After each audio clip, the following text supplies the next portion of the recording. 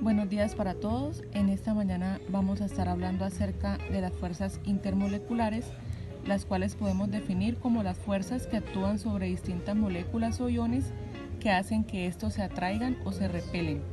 Estos determinan las propiedades físicas de las sustancias, como el estado de agregación, el punto de fusión, el de ebullición, la solubilidad, la tensión superficial y la densidad. Acá podemos observar la fuerza ion-ion. Es la primera fuerza que determina las fuerzas intermoleculares y se define como la que se establece entre iones de igual o distinta carga. Los iones con cargas de signos opuestos se atraen y los iones con cargas del mismo signo se repelen. Acá podemos observar el potasio y el yodo. El yodo tiene 5 niveles de energía y en su último nivel de energía posee 7 electrones. El potasio tiene 4 niveles de energía y en su último nivel de energía posee un electrón. Lo que va a pasar a continuación es que el potasio va a ceder el electrón que tiene en su último nivel al yodo. El yodo completará la ley del octeto al completar su octavo electrón y el potasio a su vez quedará con una carga positiva al haber cedido un electrón y el yodo quedará con una carga negativa. Como podemos observar, cada uno tiene un signo opuesto, entonces esto va a hacer que ellos se atraigan. Bueno, vamos a ver en las fuerzas ion-ion, vamos a demostrar que un ion de carga positiva y uno de carga negativa se van a unir. Acá tenemos el potasio en carga positiva porque está cediendo un electrón y tenemos el yodo con carga negativa porque lo está recibiendo. Antes que nada, pues queremos especificar que las uniones iónicas son importantes, sí son importantes desde el punto de vista biológico, ya que forman parte de las interacciones de ácidos nucleicos y lo que son las proteínas. Sin embargo, este tipo de uniones no las encontramos entre los átomos que predominan la composición química de los seres vivos. Entonces, un ion con carga positiva y un ion con carga negativa se van a unir y en este caso van a formar lo que es el yoduro de potasio. El yoduro de potasio se utiliza para impedir que la glándula tiroides absorba yodo radiactivo que podría ser liberado durante una emergencia con radiación nuclear. Ese yodo radiactivo lo que hace es que le va a causar un daño a la glándula tiroides, un daño irreparable. Entonces el yoduro de potasio, que pertenece a una clase de medicamentos llamados medicamentos antitiroideos, va a evitar que el yodo radiactivo entre a la glándula tiroides. Bueno, acá podemos ver en las fuerzas ion-ion cuando dos iones tienen el mismo tipo de carga y nos damos cuenta que ellos se repelan, nunca se van a unir. Ahí lo podemos observar. Signos opuestos se atraen y signos iguales se repelen.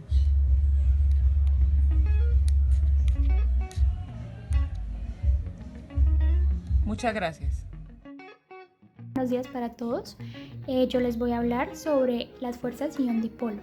Las fuerzas ion-dipolo se van entre un ion, que recordemos que es un átomo que ha perdido o ganado electrones, y una molécula. Bueno, los átomos que tenemos acá son del cloruro de sodio. Este es un ejemplo sobre el cloruro de sodio disuelto en agua.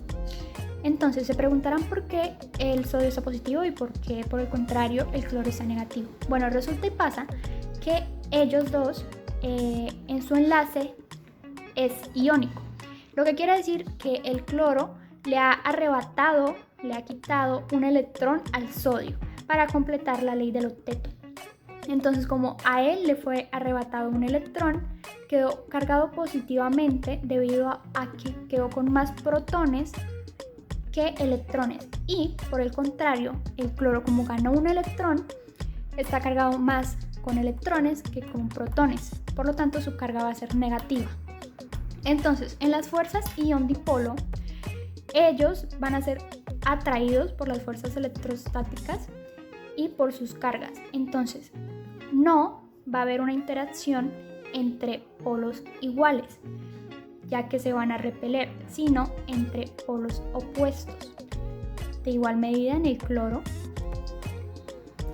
Entonces, estos enlaces van a depender también del tamaño y de su carga.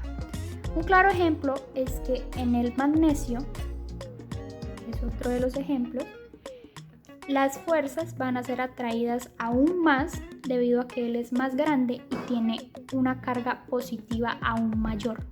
Entonces, estas moléculas van a ser atraídas y van a formar una interacción mucho más fuerte que la de el cloruro disuelto en agua. Esta fuerza va a tener mayor resistencia y interacción electrostática, por así decirlo, que la del cloruro. Muchas gracias. A continuación les voy a dar como un experimento en el que se pueden evidenciar estas fuerzas ion-dipolo. Muchas gracias. Continuando con el experimento de ion-dipolo, se va a demostrar que la disolución del agua del cloruro de sodio, que es la sal común que conocemos en nuestras casas, va a hacer un enlace muy resistente que va a hacer que el huevo flote en el agua con sal. Por el contrario, la otra mezcla es agua y azúcar.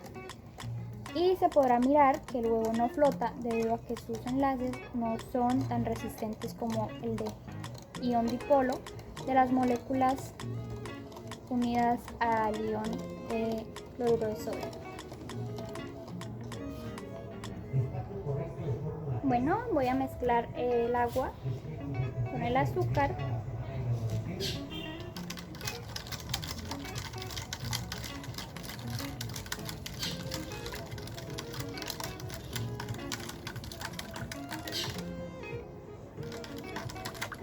Listo.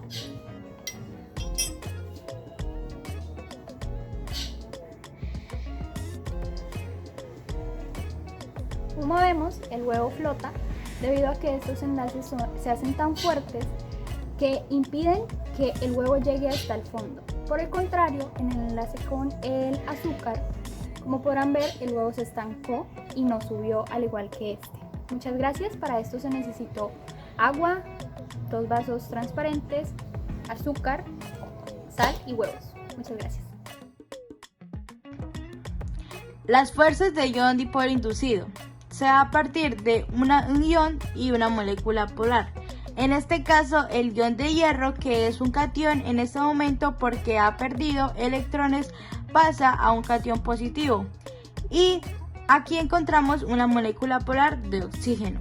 Este ion de hierro positivo va a producir una nube de electrones que se encuentra a su alrededor. En algún momento de este acercamiento va a producir esta molécula polar de oxígeno un cambio de polaridad. Los positivos de la molécula de ion de hierro van a alejarse de los positivos de la molécula polar, produciendo una repelión entre ellos y alejamiento de los positivos y los negativos que esos atraigan. Entonces, al haber un cambio de esta polaridad de las moléculas de oxígeno, el ion se va a atraer a ella y pues esto se da a partir de la atracción del momento que es convertida en un enlace temporal llamado fuerza de ion dipolo inducido. ¿Dónde podemos observar la interacción del ion dipolo inducido? Un ejemplo de esta interacción específicamente lo podemos encontrar en la sangre, cuando el ion de hierro produce esa inducción de las moléculas de oxígeno para adherirse a la hemoglobina y de esta manera ser transportada el oxígeno a los pulmones para que se adhieran a los tejidos de los diferentes órganos de nuestro organismo. Las fuerzas hidrofóbicas. Las interacciones hidrofóbicas son las fuerzas que mantienen la cohesión de compuestos polares inmersos en una solución a solvente polar. Por definición, una sustancia es hidrofóbica si no es miscible con el agua. Es decir, que la hidrofobicidad ocurre cuando la molécula no es capaz de interactuar con las moléculas de agua. Cuando hay sustancias hidrofóbicas en un medio acuoso, estas tienden a unirse, de modo que maximiza la fuente de hidrógeno entre las moléculas de agua. Un ejemplo muy claro puede ser la separación de fases que ocurre cuando se trata de mezclar agua con aceite.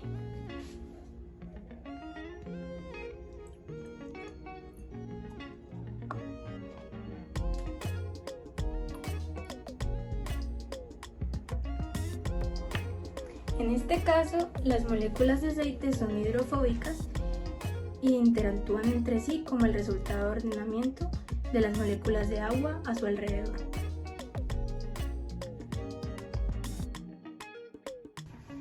Hoy les voy a hablar sobre la fuerza dipolo-dipolo inducido. Esto se produce entre una molécula polar y una molécula apolar. La molécula polar vendría siendo el dipolo, que al acercarse a la molécula apolar genera sobre ella una distorsión en la nube de electrones, generando un dipolo transitorio o un dipolo inducido. Bueno, un claro ejemplo de la fuerza dipolo inducido sería el agua, pues cuya molécula es un dipolo, es una molécula polar y que produce una pequeña polarización en la molécula no polar del oxígeno, la cual pues se transforma en un dipolo inducido. Puentes de hidrógeno. Son dos moléculas de agua que están cerca la una a la otra. Esta parte es la parte eficiente en el agua y es el hidrógeno y está representado con la letra griega delta más. Esta es la parte rica en electrones, es el oxígeno, representado con delta menos. Esta distribución asimétrica hace que el agua sea una molécula polar y por lo tanto establece interacciones dipolo-dipolo. De esta manera, el puente de hidrógeno es una fuerza intermolecular, no un enlace covalente. Buenos días, les vengo a hablar sobre una de las fuerzas que hace parte de las fuerzas de Van der Waals, que es una fuerza intermolecular, que es la de fuerzas llamadas fuerzas de dispersión o fuerzas de London, que hablan sobre la reacción entre un dipolo instantáneo y un dipolo inducido. Vamos a hacer cuenta que estas son dos átomos de hidrógeno. Acá está la carga positiva de cada uno de ellos y este va a ser, ejemplo, el electrón de los átomos de hidrógeno. Resulta que este tipo de fuerza se genera en moléculas apolares, o sea que no hay diferencia de electronegatividad entre ellas.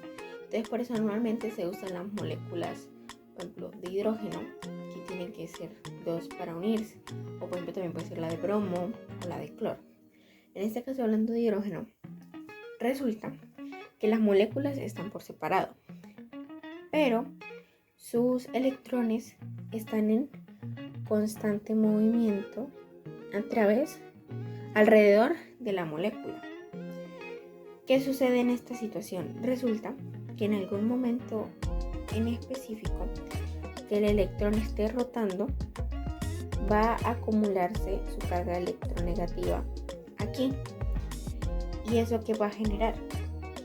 Al tener esta partícula apolar, esto se va a volver una dipolaridad instantánea, que su carga positiva va a estar dispuesta para este lado y su carga negativa va a estar acumulada acá. Eso va a generar que atraiga a esta molécula, a este átomo que está acá, generando que la carga electronegativa no esté cerca, sino que la aleje, haciendo que instantáneamente se vaya hacia el otro extremo. ¿Eso qué pasa? Porque las fuerzas, los polos opuestos se atraen y los mismos polos se repelen. Entonces eso va a generar que se vuelva un átomo inducido, un dipolo, que haya dipolaridad inducida a través de esta dipolaridad instantánea, lo que va a permitir su reacción. Pero ¿qué pasa? Esto es momentáneo. Eso no va a durar mucho porque estos tipos de reacciones son muy débiles, lo que va a decir que el momento en que los electrones sigan rotando se van a separar. Gracias.